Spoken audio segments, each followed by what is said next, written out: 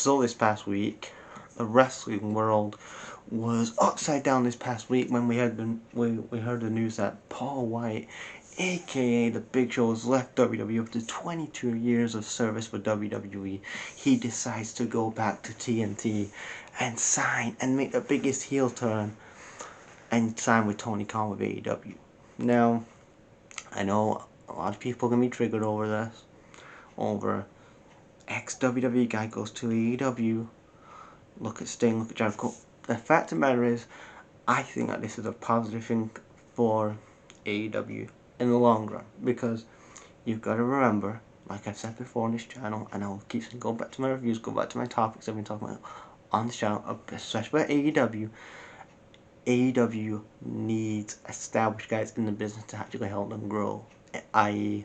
Jericho, i.e. Sting, i.e. Paul White, because they need to actually, some of these guys who have on television, like Chuck Taylor, like Orange Cassidy, have never been on television before, and they need guidance from guys that actually been around television, like Big Show, Paul White, who's actually had 22 years with Vince McMahon, so he knows the ins and outs of television, and he's been with WCW with Eric Bischoff. So having Paul White in AEW is a great thing, because he's going to help, especially the big guys in AEW, and maybe tell them don't oversell a smaller guy, because that wouldn't make sense. And other things like that, he can work on the bigger guys, like a Warlow, or a Luchasaurus, or a Brian Cage, and help those guys develop and become big stars. And also help maybe like an MJF help MJF more, and help a Ricky Stark and Orange Cassidy, all these other guys he can help. And let's face it, maybe this is probably the best thing for Paul White, because what else would he do in WWE?